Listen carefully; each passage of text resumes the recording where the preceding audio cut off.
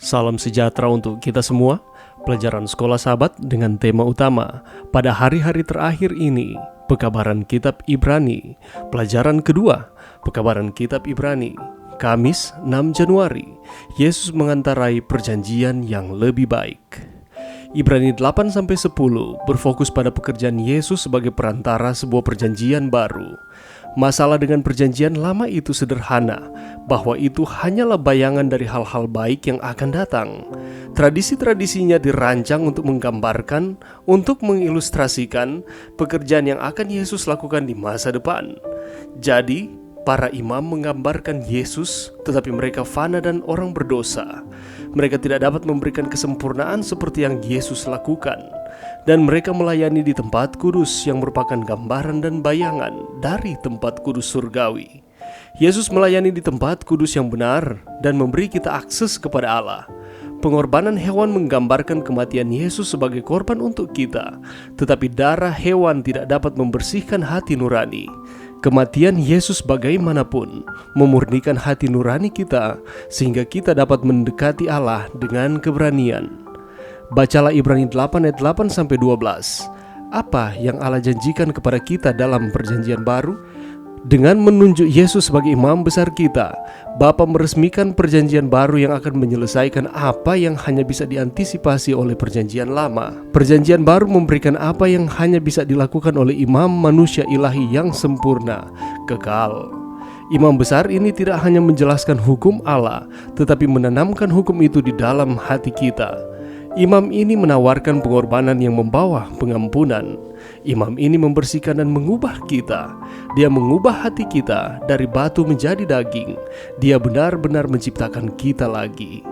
Imam ini memberkati kita dengan cara yang paling luar biasa, dengan memberi kita akses ke hadirat Bapa sendiri. Allah merancang perjanjian lama untuk menunjukkan masa depan pada pekerjaan Yesus. Itu indah dalam desain dan tujuannya.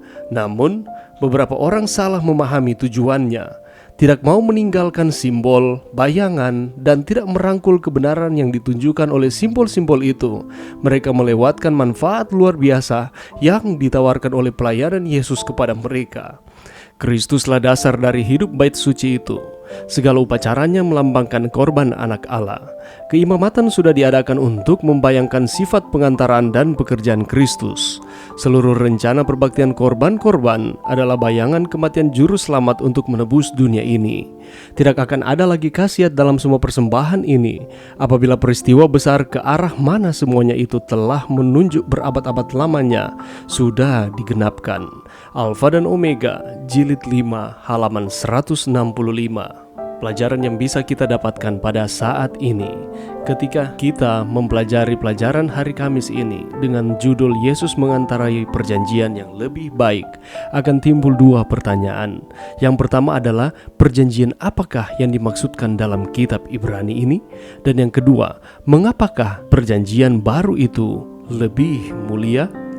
Untuk menjawab pertanyaan pertama, perjanjian dalam bahasa Ibrani mengacu pada kesepakatan bersama yang mengikat, kesepakatan antara satu dengan yang lain.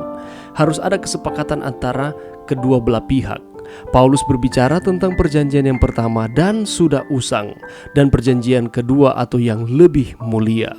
Dengan perjanjian pertama, Tuhan menetapkan sistem pengorbanan, imam Lewi, dan upacara. Dan informasi-informasi ini dapat kita temukan di dalam perjanjian lama, di dalam upacara-upacara korban bakaran. Namun, kesempurnaan moral tidak dapat dicapai melalui imamat Lewi ini, karena itu lemah dan tidak efektif. Mengapa demikian? Karena darah lembu dan kambing tidak dapat menghapus dosa manusia. Itu hanya merupakan simbol, itu hanya merupakan lambang yang akan digenapi oleh domba yang tersembelih yang sesungguhnya. Mengapa perjanjian pertama lemah dan tidak efektif? Karena para imam itu fana, berdosa, dan karenanya terbatas dan akan mati.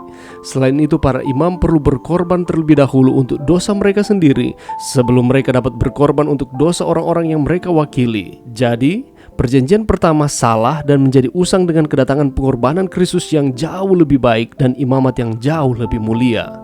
Untuk pertanyaan yang kedua, dengan perjanjian kedua, Tuhan tidak memilih hanya imam fana, tetapi Dia, yakni Yesus yang hidup selamanya. Tidak ada lagi sapi jantan dan kambing yang dipersembahkan yang tidak pernah bisa menghapus dosa orang-orang, tetapi kegenapannya, Kristus mempersembahkan dirinya sekali untuk selamanya. Jadi, Dia datang untuk menghapus dosa melalui pengorbanannya sendiri dan untuk menyucikan hati nurani dari perbuatan-perbuatan manusia yang sia-sia.